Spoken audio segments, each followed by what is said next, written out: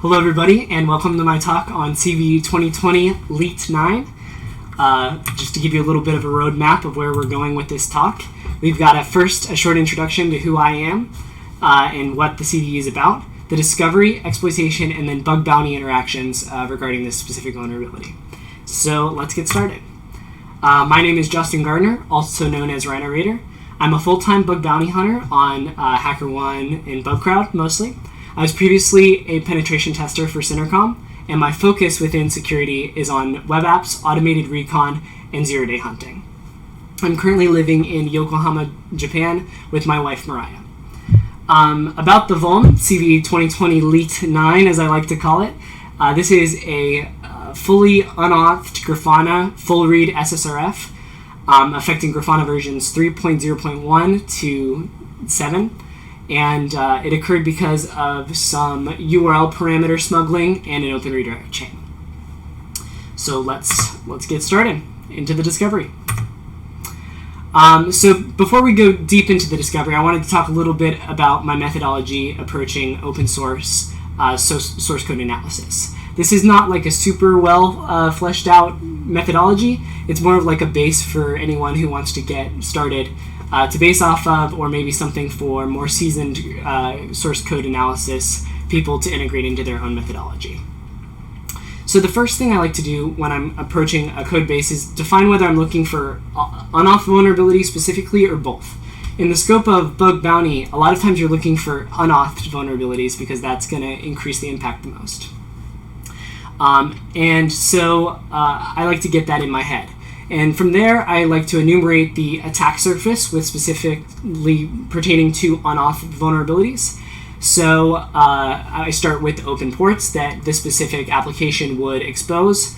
I break it down into the app segments, so looking at like where the reverse proxies are happening and where those reverse proxies are pointing back to internal APIs, figuring out where the source code is for that API, and just kind of getting a good bearing on where we're at, and then diving down further into the routes, specifically focusing on the unauthenticated routes. Now, if you hit a dead end on the unauthenticated routes, can't find anything, that's when I would move towards the authenticated routes and seeing if I can make anything unauthenticated, but first I like to focus on unauth routes.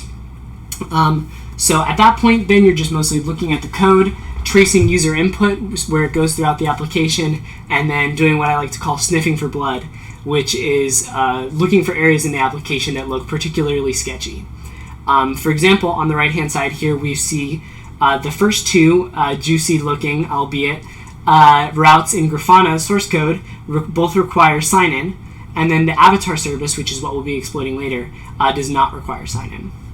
Later in that code base, you'll see some code that should give you a little bit of a sniff of blood there. So, but we'll jump into that in just a second. So before we dive into like the deep details of the bug, I set up these Docker commands really easy for you to spin up your own instance of Grafana on your own machine. This will allow you to get a vulnerable version and kind of follow along as we're exploiting. So yeah, put that paste bin underneath there in your browser, and you'll have the commands underneath there. That's capital B, capital C, MCE 18J. All right, hopefully you're quick typers. Let's get started. So, identifying the vuln. So, obviously I'm looking at the Grafana source code here. This is easily available on GitHub. It looks like my camera sort of cut it off a little bit there, but it's going to be github.com/Grafana/Grafana. And in the paste bin, I also put a link to a specific commit hash, which will allow you to look at the unpatched code, since this has since been patched on more recent versions of Grafana. So, looking at the API, I was going through all of these different individual routes. And one of the things that caught my eye is /avatar/hash. This caught my eye specifically because it has cache server in it, and there's a lot of funky stuff that happens with caching. So I figured I'd take a look at this. So I started looking for where avatar cache server .handler was in the code. So we're sniffing around, trying to find anything that looks sketchy. Looking at the handler function, we can see that it takes the hash from the user path. So it extracts that out of the path, checks to see if that is in the hash or in the cache on line 81, and then if it isn't in the cache, it go ahead and fetches it on line 90 with the avatar.update function. So let's go look at the avatar.update function. Avatar.update then takes that hash that we passed in via the URL, concatenates it with a constant Gravatar source, which is secure.gravatar.com/avatar, and then passes it to a function called goFetch. So now your hacker bells should be going off in your head saying, unauthenticated, taking user input, concatenating it with a server-side HTTP request. This has got everything we would need for a really awesome unauthenticated SSRF. So at this point, I'm pretty excited. I'm buckling my seatbelt. I'm getting ready to do some deep diving into this code. So just the fetch function, goFetch ends up calling fetch, and then here's where it ends up, where it uses Go's HTTP library to make a request to the Gravatar source. Great. So let's break down exactly how we ended up exploiting this. So for this full diagram, I've created a little bit of a step-by-step diagram, so we're going to go through this here. So the attacker sends the unauthenticated request to Gravatar for /avatar/test. On the back end, it extracts the hash, in this scenario, test. It assumes that the hash is the last line on the path, and sends that to secure.gravatar under /avatar/test right here. And then since test does not exist as a hash in Gravatar, it returns back a generic image, and the generic image goes back to us. Not as interesting as it could be. So, but it's a good start. So what we're seeing is user input being taken and concatenated with an HTTP request on the server side. Awesome. So first things that should go off in your head as an attacker is path traversal. And then, being able to traverse back up above Avatar and be able to access something beyond that. And then also URL parameter injection. And I'll show you which one of those I use in just a second. So, going back, and then, the whole point of this also would be, just to be clear, is to find an open redirect somewhere in here that allows us to point this server-side HTTP request wherever we want. And that will result in a blind SSRF, at least, depending on the code, a full SSRF. Excuse me. So let's see what happens here. So going back to the code, this is the vulnerable piece right here where it takes the hash. And so using this, I start looking around for open redirects. So I throw secure.gravatar.com into GAO, an awesome tool by Corbin. And I start seeing this D parameter all over the place, which a lot of you got to when trying to reverse it, so good job. So what is that? So we look at the Gravatar documentation, and we can see that D stands for the default parameter. And that allows you to supply a default image that should be displayed in the case that the hash that's provided to Gravatar is invalid. So that's cool. So let's see if we can try to smuggle in the D parameter to this request. Oh, and then, before I did that, I was poking around with it, and you can see right here, secure.gravatar.com/avatar/bad, so that's an invalid hash, /D anything here, redirects to i0.wp.com/anything here. So we've just widened our attack surface there. Now we are looking at more attack surface than we were before, which is awesome. That should excite you. So looking at this, we've got, let me just get my timer here working. We've got the full flow here. So we are able to smuggle in these parameters right here. You can see the %3f and then the %3d. Those decode to a question mark and an equal sign respectively. That is able to be successfully smuggled into the backend request, which then redirects to wp.com/test. So you can see the backend request over here in this little area. So great. So we're expanding our attack surface. We're getting a little further here.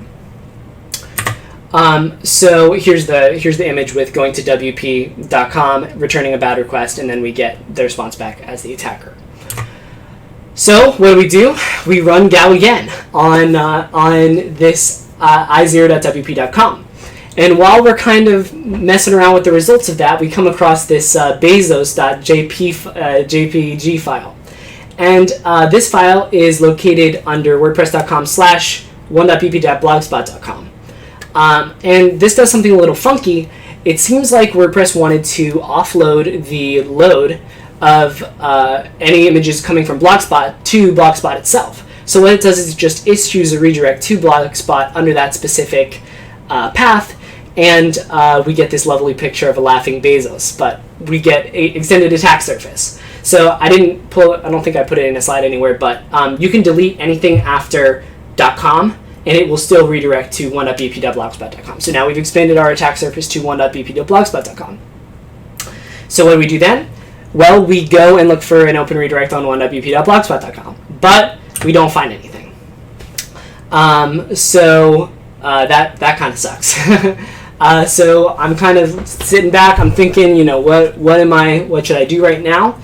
I can only get to bp.blogspot.com, and that doesn't really help us a lot. So then I go back and I start looking at the i.0.wp.com again, and looking at this 1.bp.blogspot.com, and this is the part that tricked up a lot of you guys. So get ready for it. It's coming. And trying to fiddle around with it a little bit. We can do any subdomain under bp.blogspot.com, so I was playing around with that a little bit. And then what happened was I ended up issuing a request with a URL encoded special character in the request, a question mark, which broke the regex and allowed us to get to any host that we needed to supply. That was the open redirect that we needed. So then I started dancing like Oscar, and I ran downstairs and fell down the stairs and told Mariah about it, and I was looking like this guy right here, and I was super excited. So after the excitement, I still got it in my chest. After the excitement of that wore off, I was able to go back and look at the original full chain and put everything together to craft the full response SSRF, which was lit. So here's the final full flow. The attacker sends the request to Grafana with the URL encoded parameters. That results in the vuln Grafana instance issuing the following backend request, which will redirect to redirect.rhinoradio.com. We got some fancy URL encoded special characters in there, our special string 1.bp.blogspot.com, and then our super nice juicy target of 169.254, 169.254. That gets redirected from Gravatar to WordPress to my attacker-controlled server, redirect.rhinoradio.com, where I've hosted a little bit of an exploit kit for this, which we'll talk about later. And then finally redirects over to 169.254.169.254, grabs the juicy AWS metadata that we all love to see, and drops that back in the 200 response code. So, final exploit. Buckle your seatbelts, get ready to go. Boom. There it is. We've got a lot of URL encoded junk in there. We got triple URL encoding. We got double URL encoding. We got normal URL encoding. But yeah, get your screenshots ready, guys, because that's the final payload. Take it, spray it across every program. Let me know if you find anything, because I thought we cleaned it up pretty good, but I could be wrong about that. All right. So, yes. So by the time this video airs, there will be a blog post up on my blog, rhinoradio.github.io. If it is not up right now, which it should be, if my cron tabs work properly, then it will be up tomorrow. This is likely airing in the middle of the night for me in Japan. So if I wake up and the blog post isn't there, then I will release it as soon as I wake up. So yeah, definitely check that out. In that same blog post, I will be releasing a exploit kit for this specific vulnerability. In some versions of Grafana, it seems there are some bad characters that you've got to deal with, so I just coded up some little PHP code that allows us to exploit this properly. And excuse me, I'm trying to drink some water and it's making me burp. You'll see that we can actually, here, let me go back really quick and look at this final exploit. So right here, the percent encoded /225 2F, that's where we put the target afterwards. And this is because I've got some specific code on redirect.rhineradio.com that is redirecting directly to anything that follows the bp.blogspot.com. So that will allow you to just specify the path that you want in the actual exploit, and you don't have to go modify anything on the server side each time you try to exploit it. So if you don't want to use my lovely redirect.rhineradio.com, which I totally understand, you can host your own version of it and pop some SSRFs with that. All right, wow, we're doing good on time, so I can slow down a little bit. The next section that we're going to go into is just straight up exploitation of this vulnerability. So we're going to talk about how I exploited this on the external network and how I exploited this on, or how it may be exploited on an internal network as a member of a bug chain, which I think is really, really exciting. So I think you guys are going to like that piece. So let's jump into this. So in the external exploitation slide, set of slides, we're gonna discuss how we exploited this on the external network or the DMZ. We're gonna give you 3 internal pivots that you can do, which will increase impact, and then we're also gonna give you some additional software affected by this, so that you can add those to your routes as well when you're mass scanning for this or looking to exploit this on a target. So here's the first pivot, the good old AWS cloud metadata that we all love, we all know and love. Just my heart gets beaten just seeing those numbers on the screen. Just to give a nice concise little summary of this, we've got 169.254/metadata, and then we go on to hit the security credentials with the role name. So that's the standard one, that's the one that a lot of people use. In order for this to be in the AWS metadata, the instance had to be launched with IAM creds. It's not always there. It's there like 90% of the time at least. So definitely always hit that one. Also though, don't just go straight for the security creds. Also hit /latest/user data. That will contain a lot of like startup scripts and data that is relevant to that machine. So a lot of times you'll find like kube auth stuff in there. You'll find secret keys. Sometimes you'll even find even more impactful IAM credentials than what is in this IAM credentials /security IAM/security credentials/role. And then a lot of you guys have probably seen this metadata identity credentials portion of the AWS metadata and not really known what it does. They're a funky set of credentials. Because I had so many of these SSRS and I was really trying to find good impact, I spent a decent amount of time researching into that. So there will actually be a blog post up on my blog about the AWS metadata identity credentials. You can't do a ton with them, but you can do some things with them depending on how the client has configured their environment. I can give a little bit of an intro into that now since we are actually doing pretty good on time. But essentially these credentials are used by the EC2 Connect service that allows you to SSH into your machines from the AWS panel in the browser. And it has some specific credentials or some specific functions that are used in that sort of interaction. So you can get access to those functions, which can be useful for mostly providing a way to deny access to the box for the other side, the good guys. And it can also, from what I can see, have access to any permission that is globally given to any users in the AWS sub-organization or organization. And so that can sometimes, the ones that I've seen have been able to leak password policy information, and even sometimes if a thing is really weirdly configured, you can get access to user data. So that's definitely something to keep in mind, especially if there's nothing in the user data, there's nothing in the security credentials. You may have sort of a fallback in the identity credentials. Gonna grab some water. All right. Oh yeah, and then here's a little screenshot beneath it as well that just kind of shows you how to use the keys that you pull from this, because I've heard that some people don't know how to do this. So you take the access key that you generated from, or you got from the SSRF, you take the secret key and the session token that all got returned from the response to /security credentials or to EC2 instance security credentials, and you plug those into the AWS command line tool via environmental variables. And then you call the AWS STS get caller identity function to confirm that you've been able to successfully log in with those credentials.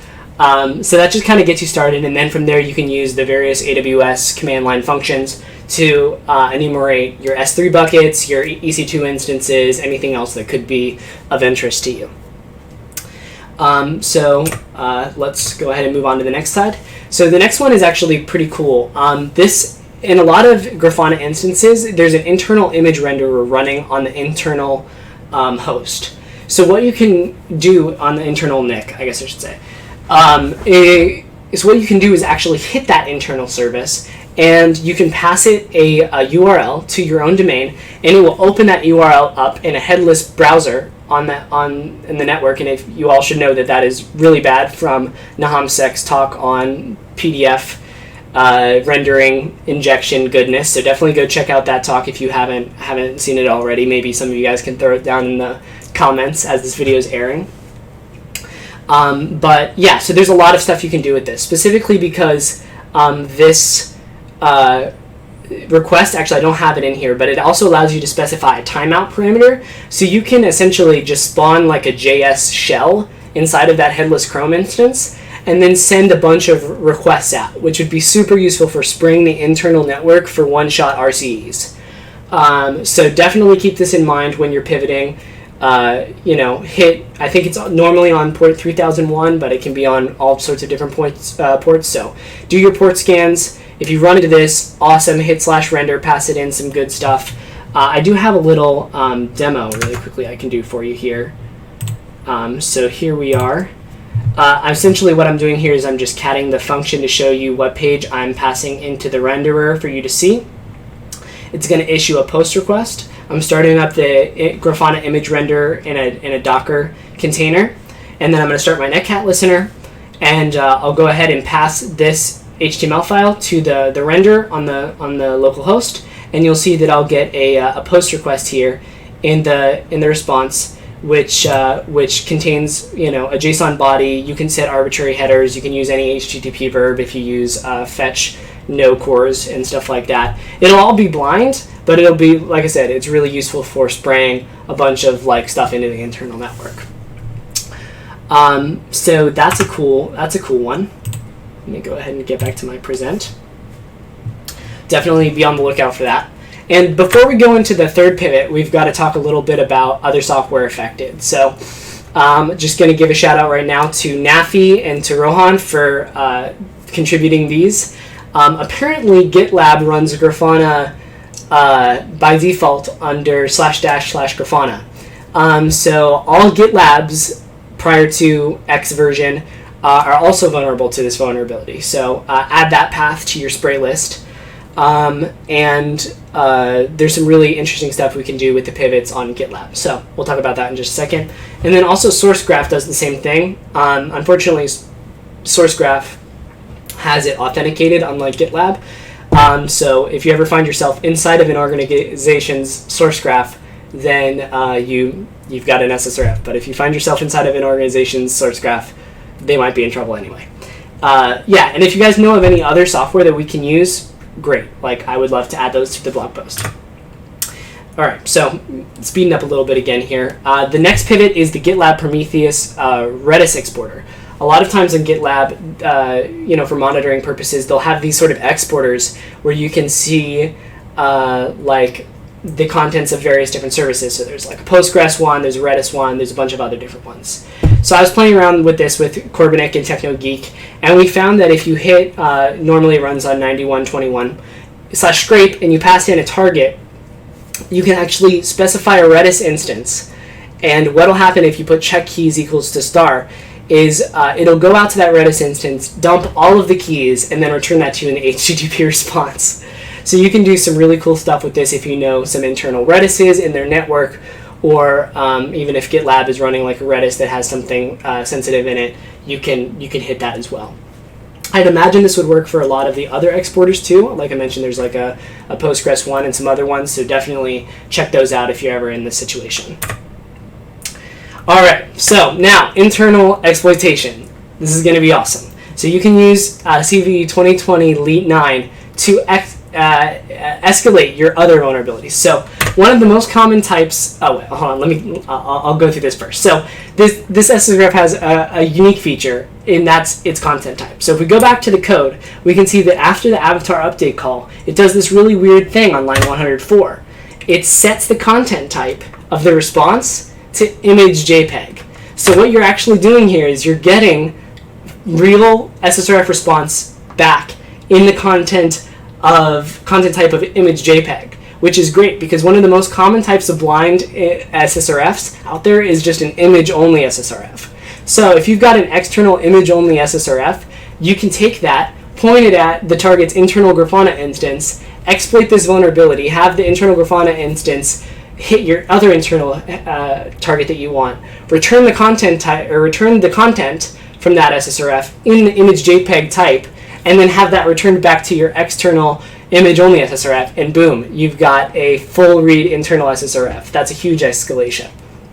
So definitely be on the lookout for Grafana instances in your target's internal network, and if you can hit one, you might be getting your escalation to of a blind SSRF to a full read SSRF. All right, doing good on time. We're in the bug bounty section now. We're going to talk about some mass exploitation, what it looked like to exploit this vulnerability, and some collaboration. All right, boom. So there are the reports. There were 25 plus crits, 15 plus highs. A lot of them resolved, as you can see here. Mass exploitation. I show you this for the purpose of several things. Collaborate with your friends and have mass exploitation software that you can use to spray your 0 days, because it's awesome. I'm not going to give actual numbers out for how much I made off this vulnerability, but I'll give some relative numbers to encourage you to hunt for 0 days. The first one was that 67% or 68% of my 2019 earnings, that's equivalent to the earnings that I made from CVE 2020 Elite 9. And 78% of this year's earnings year to date, I started going full time this year, so it's a little bit more than last year, were from these CVE bounties. And then lastly, all of my bounties in total, as a top 100 hacker on HackerOne, 23% came from this bug. So if you hunt for 0 days, you can really make some good cash off this. So I would really recommend looking into it. Takeaways. 0 day hunting can be quite lucrative. Do it. There's a little bit of contention in the community, some of you might have seen, about hunting for 0 days. There are some programs who won't pay for it, and that's fair. That's their stance. That's okay. But if you know that the target accepts them, which a lot of them will, because they want to tighten up their perimeter, you can make a lot of cash off of them. And so the other takeaway would be to have a reconnaissance system to help mass exploit. And then once you're done with your own exploitation, hand it off to a friend who will split bounties with you. I recommend Today's New and Ben. Both of them very fair bounty splits, very kind, very trustworthy, and particularly Today's New has access to just an insane amount of programs. So check that out. Have a report templating system to help you save time writing reports. I released one at github.com/rhinorator/reports. And then also have a canned response for your Twitter DMs, because if you have your DMs open, because you're going to get an influx for sure. Here's my collaboration slide. Shout out to Eric, Ben, Nafi, and Streak for all of the wonderful collaboration that we've had. Shout out to the CVE reversers. Good old Corbin was number one, who kept their mouth shut about the bug until this video dropped. And also shout out to Ricardo for donating some of the bounties he got from the CVE to some children in need in Brazil. And that's the end of my presentation. So thank you all so much for watching. If you have any questions, you can reach out to me on Twitter under Rhinorator, or you can shoot me an email, which I've left in this final slide. Thanks.